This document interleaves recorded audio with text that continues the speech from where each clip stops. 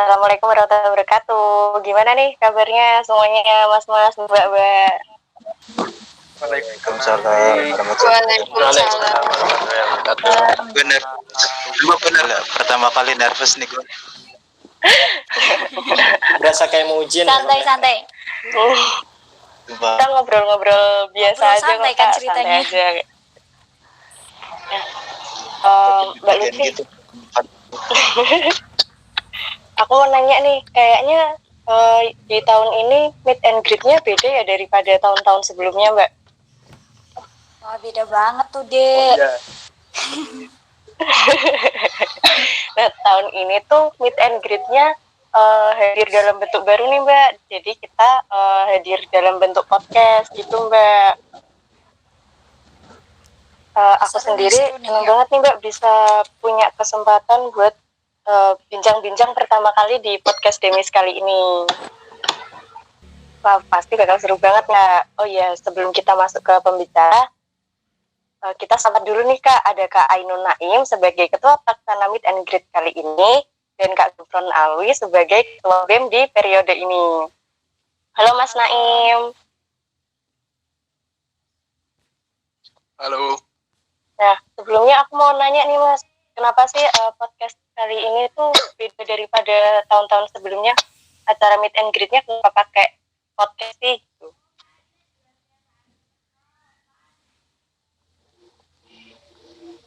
Ya mungkin karena beda, untuk meet and greet yang sebelumnya dilakukan secara tatap muka.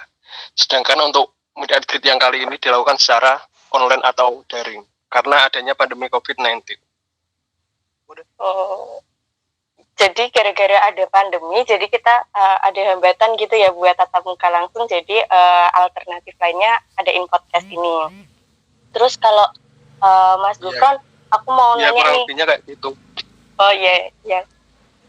Mas Gufron, aku mau nanya nih, kesan-pesannya adanya podcast Demis kali ini apa nih, Mas, dari Mas Gufron sendiri? Nah, silakan. Kalau dari saya sih kesan-pesannya ya semoga dengan diadakannya podcast ini nanti kan kita ini bakalan tayang di channel YouTube BEM Fakultas Farmasi nih. Nah, semoga untuk teman-teman yang nonton baik dari Fakultas Farmasi maupun dari luar Fakultas Farmasi bisa mengambil ilmu-ilmu atau pengalaman dari kakak-kakak Demis Fakultas Farmasi gitu. Amin. Semoga podcast ini juga bermanfaat ya, Kak, buat semuanya. Nah, Pak Lutfi, penasaran nggak sih siapa aja nih pembicara kita yang ada di podcast kali ini? Wah, penasaran banget nih, Dek. Udah nggak sabar mau tanya-tanya dan mau tahu nih tips and trik gimana caranya jadi anak muda yang inspiratif. Nah, biar nggak tambah penasaran, kita kenalin dulu nih. Siapa aja sih orang-orang tersebut? Monggo, Mbak Lutfi. Nah, jadi di sini ada kita 5 tamu istimewa. Yang pertama ada Bang Ulum. Halo, Bang. Halo. Oh gila, saya masih deg-degan nih loh. Luar biasa. Pertama kalinya virtual meeting. Oke. Nah, jadi teman-teman di sini Bang Ulum baru selesai Sumpah Apoteker ya, Bang, bulan lalu ya, Bang? Iya, betul. Enggak baru iya bulan lalu berarti. Bulan lalu. Wah, ini udah Agustus. Sekarang ya, jadi sekarang Bang Ulum titelnya udah APT Syaiful Ulum Esfam. Congratulations, Bang. Oh, enggak ngaruh. Sama aja. Oh, gitu. Nah, teman-teman yang harus diketahui, Bang Ulum ini aktif dalam organisasi eksternal kampus maupun internal kampus. Bahkan juga di bidang sosial, Bang Ulum juga aktif banget nih. Yang mana di eksternal kampus tentunya Bang Ulum aktif dalam organisasi Isma Farsi. Kita juga tahu Isma Farsi itu apa. Nah, yang di bidang internalnya, dengan keberanian dan tekad yang kuat, pada semester 3, Bang Ulum itu udah mampu menjadi ketua BEM FF ya, Bang, tahun 2014 sampai 2015. Keren banget sih, Bang. Kok kamu tahu sih, luar biasa loh. Risetnya kan Bang luar Ulum biasa. Pernah, iya dong. Tapi Bang Ulum pernah cerita tahu. Kapan? Ih, serius. Waktu meet and greet tahun lalu tuh udah pernah cerita. Iya betul. Nah, itu hilaf aja semester 3 jadi ketua BEM tuh. Enggak sih, itu emang tekad yang kuat sih. Selain itu juga Bang Ulum juga ngembangin passion dalam fotografi ya, Bang? Iya betul, saya waktu itu punya wedding fotografi gitu. Sampai sekarang? Sekarang udah bubar. Aduh. Gara-gara Tapi masalah masih suka kan? Masih tetap ngembangin kan? masih suka masih foto-foto atau ngedit-ngedit video gitu masih. Oh, mantap. Selain itu juga teman-teman, tidak lepas dari pendidikan farmasi, beliau pernah magang di industri PT Victoria Care Indonesia Kota Semarang tahun 2019, juga di Apotek Timur Sehat Kota Semarang 2019. Jadi gitu deh, latar belakang dari Bang Ulum. Wah, mantap juga nih pengalamannya. Biasa aja kan? Biasa aja. Banyak banget tuh pengalamannya Bang Dan. Oh iya, Nah, benar-benar. Ada juga gimana? Lanjut. Lanjut ke pemateri kedua nih Kak, ada Kak Andi Saputro. Halo Mas Andi.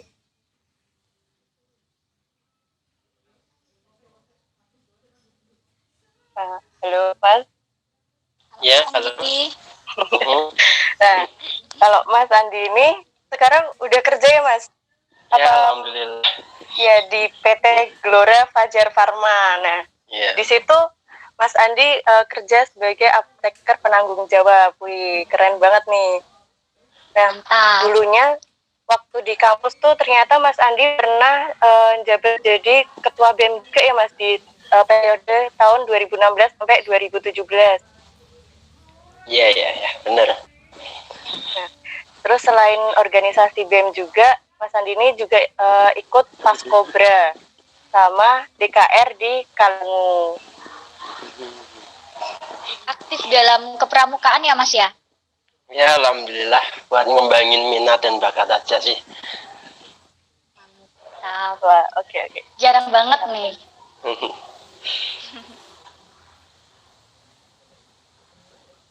Oke, lanjut ya, Dek.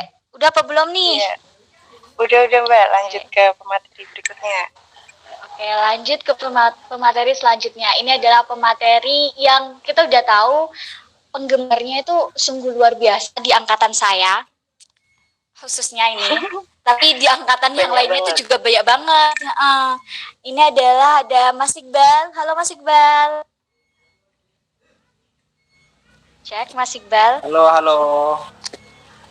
Gimana Mas? Kabarnya sehat? Alhamdulillah, baik.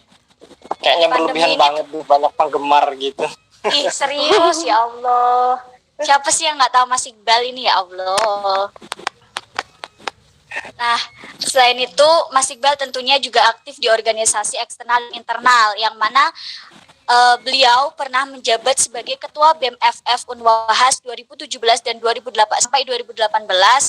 Kemudian beliau juga aktif dalam keanggotaan Isma Farsi. Tentunya beliau pernah menjadi Ketua Rakorwil 1 Isma Farsi Joglo Sepur tahun 2017. Dan yang tidak kalah menariknya, beliau juga saat wisuda S1 Farmasi, Mas Iqbal ini lulus dengan predikat cum laude ya Mas? Ya, alhamdulillah, cum laude. Alhamdulillah. Gimana nggak inspiratif banget nih? Kuliah keren banget, organisasi ya, oke, prestasi apalagi ya Allah. Semoga banyak Unwahas yang lagi, mencontoh, iya. Benar.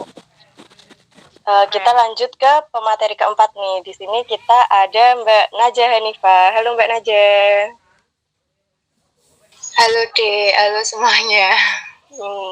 Nah di sini Mbak Najah ini dulunya alumni Unwahas juga ya Mbak, tahun 2019. Ya, Dek.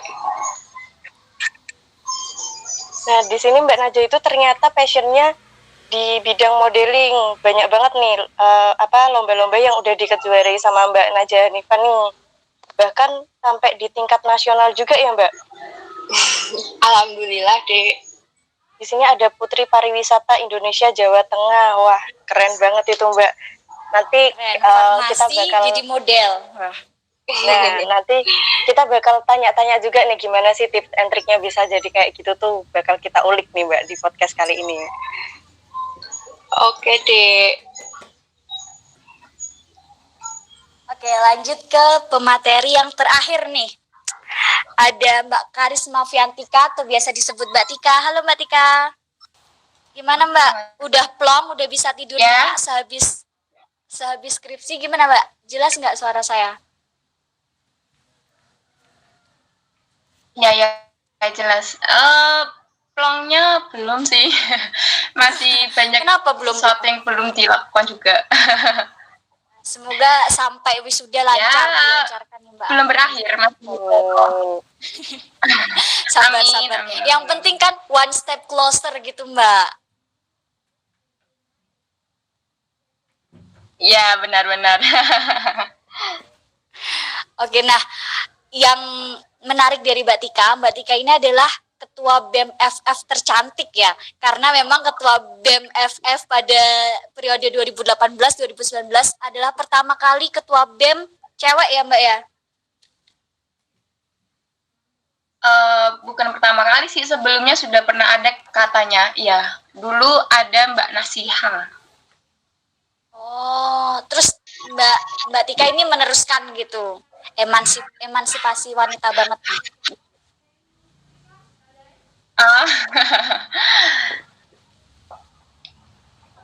Nah, selain itu juga selain beliau pernah menjabat sebagai ketua BEM FF 2018-2019, selain itu Mbak Tika juga memanfaatkan ilmunya yang dimiliki untuk membantu sesama, yaitu Mbak Tika juga menjadi guru privat matematika ya Mbak, sampai sekarang bahkan ya Mbak. Iya, kecil-kecilan. Keren. Masih bisa manajemen waktunya.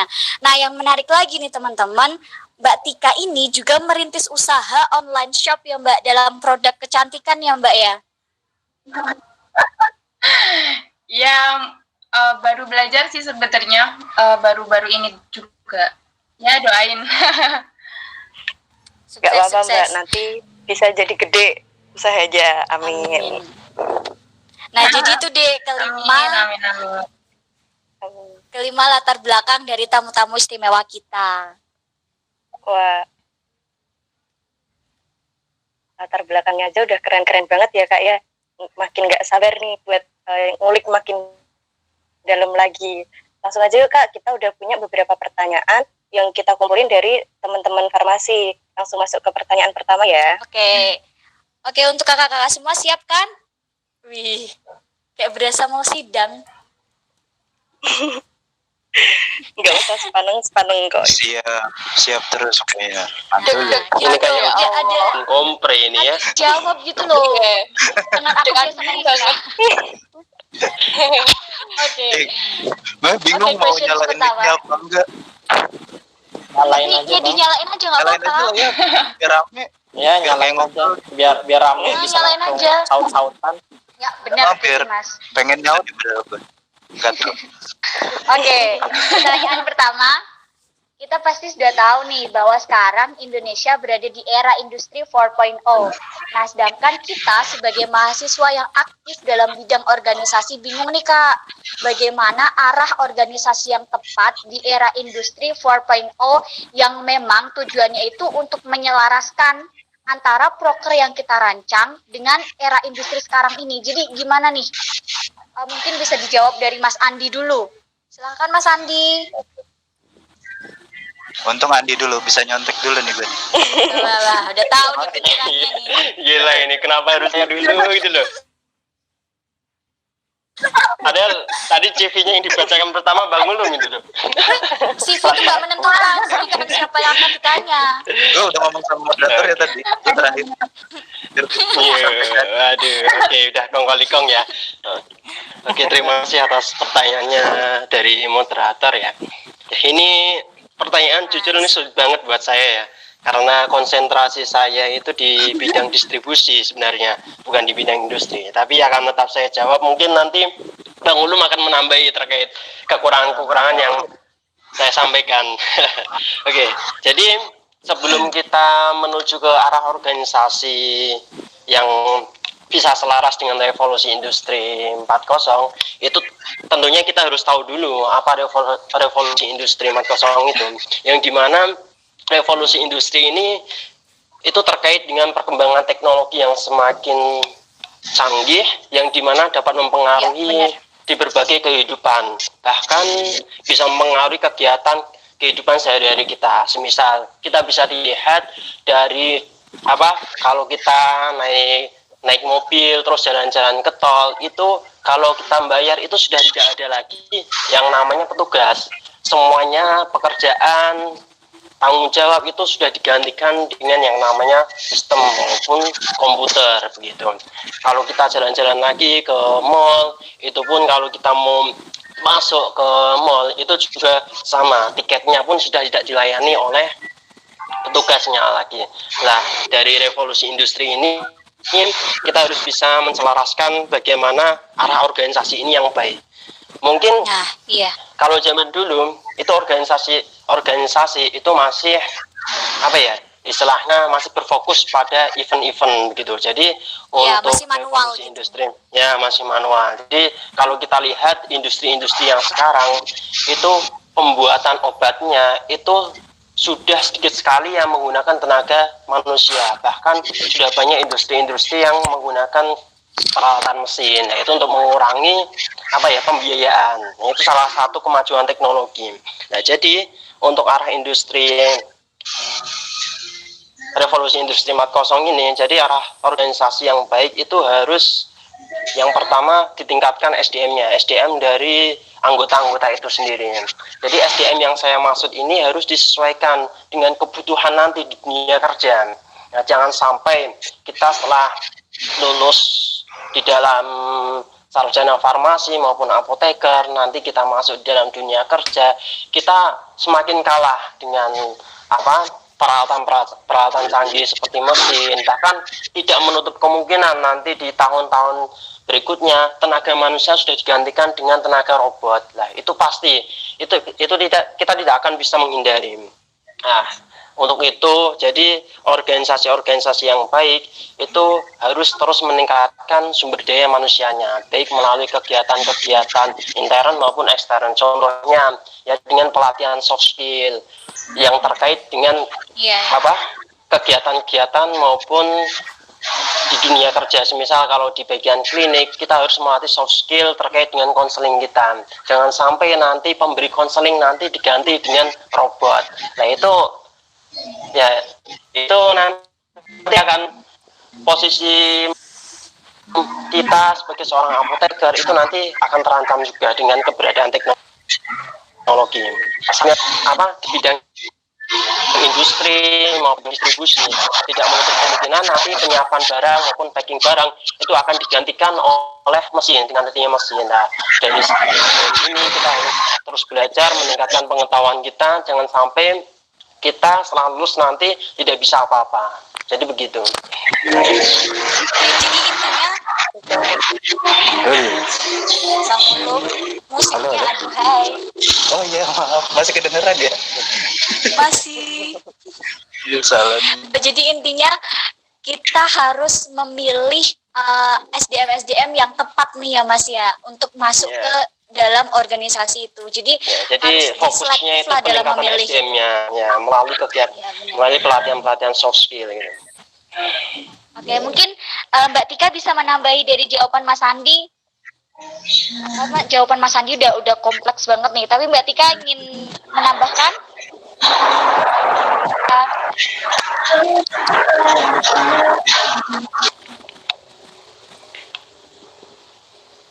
Mbak Tika. Heyo Mbak Tika. Oke, mungkin Mbak Tika sinyalnya ada gangguan gitu. Gimana Mbak Tika? Atau oke, lanjut bisa ke dari Bang Mas Ulum dulu. Ya, Bang Ulum nih. Gak Iqbal aja, Iqbal. Loh, kok gua Bang? Jangan kebanyakan mikir lah Bang. Jawab aja. Kok malah pelemparan pertanyaan? Ayo, dijawab. Tahu gitu aku tak lempar dulu lah. Ya makanya kayak mencontoh yang tidak baik nanti loh. Kalau dari gue sih sebenarnya industri 4.0 tuh karena lebih ke efektivitas majunya teknologi, terus kita gimana caranya suatu industri tuh makin efektif, makin dibikin kreatif lagi. Makanya biasanya slogannya creative collaboration gitu. Jadi gimana caranya kita nih anak-anak muda buat kreatif lagi. Nanti implementasinya buat organisasi, kita tuh dituntut untuk kreatif dan bisa berkolaborasi sama orang-orang lain atau stakeholder lain. Misalkan kayak acara BEM yang misalkan kalian turun ke masyarakat, terus kolaborasi sama komunitas apa yang sekiranya kalian mau. Jadi gimana caranya kita berkolaborasi, jadi nggak lagi egois gitu loh. Sekarang tuh eranya kolaborasi, bukan cuma sendiri-sendiri. Mungkin gitu sih. Kalau yang tadi kan penjelasan Andi udah cukup padat tuh. Kalau gue paling nambahin di industri 4.0 ini kita dituntut buat bisa berkolaborasi sih. Jadi gimana? Nanti kalau sekalian sebagai, misalkan jawabannya sebagai farmasis, ya gimana caranya kita tuh nggak cuman bisa, misalkan farmasi ya nggak cuman obat gitu doang, tapi gimana caranya misalkan mau ada online ya kita harus bisa berkolaborasi sama orang-orang IT kan, nggak bisa farmasi doang. Jadi industri 4.0 tuh industri yang kompleks dan melibatkan banyak orang, dan gimana caranya satu industri ini bisa saling mutualisme loh, bukan jadi parasit. Jadi banyak stakeholdernya. Gitu harus sih, kreatif gitu ya Kak, buat buka lapangan kerja baru gitu ya berarti ya. Iya, jadi tantangannya ya tantangan kolaborasi. Makanya kan nggak jarang yang dengar kayak Facebook aja berawal dari buat naruh mobil namanya garasi. Jadi banyak yang startup mulai dari kos-kosan, mulai dari kayak gitu. Jadi nggak lagi yang industri itu harus industri gede, tapi ya gimana caranya kita memakai efektivitas kita sih biar makin menjawab tantangan dunia. Insyaallah berat banget bahasanya ya. Benar-benar mencari celah yang belum ada lah intinya. Iya, jadi jangan gimana caranya kita bisa kolaborasi sama orang lain, nggak cuma nuntut sendiri doang. Oke, mantap tuh dari Bang Ulum. Siap. Lanjut ke pertanyaan berikutnya ya. Ini ada yang nanyain lagi nih, gimana sih caranya biar kita itu lebih dewasa dalam berorganisasi? Nah, mas-mas mbak-mbak semuanya kan di sini pernah organisasi kan ya, entah di BEM atau bahkan ada yang di luar BEM juga gitu. Di situ kan nemuin orang-orang dengan berbagai macam karakter, kepribadian. Nah, di organisasi juga mesti dituntut untuk bekerja sama dengan orang-orang yang kadang karakter atau kepribadiannya itu nggak selaras sama kita. Nah, gimana sih sikapnya kita biar lebih dewasa aja gitu dalam organisasi? Kalau menurut Mas Iqbal nih, gimana Mas? Oh ya. Tentang kedewasaan dalam organisasi ya ini berarti ya? Iya Mas. Benar banget Mas. Kalau ini menurut saya mungkin nanti bisa dari teman-teman Bang Ulum, Mas Andi, Ika mungkin atau Naja bisa menambahkan. Kalau menurut saya yang pertama harus kita lakukan itu kita harus bisa mengendalikan ego diri dulu. Kenapa harus ego diri? Ego ini gimana ya? Kalau kita nggak bisa ngontrol ego, otomatis kita akan terlihat seperti orang yang keras kepala. Maksudnya orang keras kepala ini nanti bakalan susah menerima masukan atau saran dari luar. Dia pasti akan kekeh, bakalan menetapkan pemikirannya itu sendiri. Itu sih. Terus apalagi ya selain jadi kayak nggak mau nerima saran dari orang gitu ya Mas ya. Pertama kita harus bisa mengendalikan ego. Kedua, kita harus memiliki orang kepercayaan dulu. Kenapa harus ada orang kepercayaan? Orang kepercayaan ini nantinya yang bakal membantu kita untuk bisa menuju tujuan kita misalnya dalam berorganisasi. Itu misalnya saya ketua, harus ada wakil. Wakil ini nanti yang akan membantu gimana caranya tujuan organisasi ini bisa berjalan sesuai dengan rencana. Kemudian untuk menghadapi orang-orang yang berbeda pandangan, berbeda pikiran, ini udah hal yang lumrah ya kalau menurut saya dalam organisasi. Jadi kita harus istilahnya open minded. Jadi harus menerima masukan-masukan dari luar, ambil baiknya dan buang buruknya gitu. Oke. Menurut saya itu sih, mungkin dari teman-teman yang lain. Kalau dari Mas Iqbal tadi udah harus ngontrol ego, nyari orang kepercayaan, sama open minded ya Mas intinya. Ya. Kalau dari Mbak Naja gimana Mbak?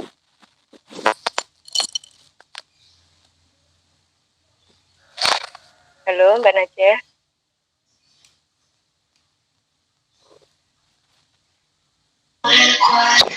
Pada kenapa deh? Mbak Naja, cek Mbak Naja. Ini Mbak Naja kayaknya ada kendala ini. Lanjut ke kalau menurut Bang Ulum sendiri nih gimana nih? Senior, kasih tahu senior. Ya udah, daripada yang lain diem kan ya. Nih gue aja yang gue ikutin dah. Kalau menurut gue kan pertanyaannya gimana caranya supaya dewasa dalam berorganisasi kan? Iya. Caranya dewasa berorganisasi ya harus berorganisasi gitu. Kalau lo nggak berorganisasi nggak bakalan dewasa. Jadi kalau menurut gue kayak kalau kita nggak pernah masuk atau terjun di dalamnya nggak bakalan gede-gede. Kayak bayi aja deh. Bayi kan nggak mungkin bisa jadi manusia kalau dia nggak lahir kan. Atau dalam tanda kutip dia harus terjun dulu gitu. Makanya kalau dari gue sih gimana caranya dewasa ya organisasi dulu. Nanti alam yang bakalan bimbing dia buat dewasa. Gue bisa jadi di titik ini aja, nggak yang tiba-tiba kayak gini gitu. Awalnya juga kan waktu itu gue sempat cerita juga kalau niatnya jelek kan, maksudnya kayak pengen dilihat sama cewek, terus iya tahu.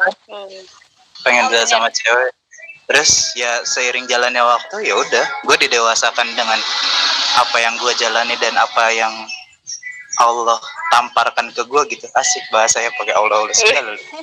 Anak aswaja ya. Benar, berkarakter aswaja itu. Biar kan ini kampus Islam. Jadi kalau gue sih ditampar oleh pengalaman sih. Jadi kayak nanti juga Allah ngasih jalan supaya lo dewasa sendiri kok. Gimana pun nanti lo menjadi dewasa, outputnya sedewasa apa dan kayak gimana, ya alam yang bakalan jawab sih. Soalnya kalau tadi Iqbal kan lebih ke teknisnya kan ego bla bla bla, itu nanti juga pasti jalan belajar kok.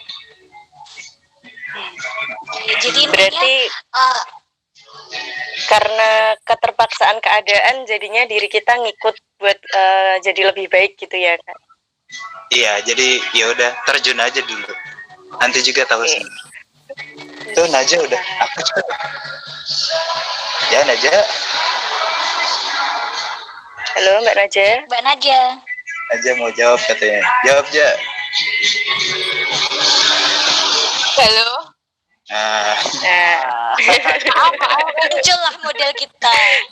Ya Allah. Apa tadi ya? Apa tadi? Kan Gimana? Jawab sama Mas Ulum ya. Gak apa-apa Mbak, jawab juga Mbak, biar makin banyak pandangannya kita. Sama sih menurutku sama kayak Mas Ulum. Oke, next question. Organisasi di tengah pandemi ini merupakan hambatan atau tantangan nih? Hambatan tadi yang muncul karena masa pandemi ini dapat teratasi. Dan beberapa dari kita juga punya passion yang harus dikembangin. Gila, coba dendam sama gue.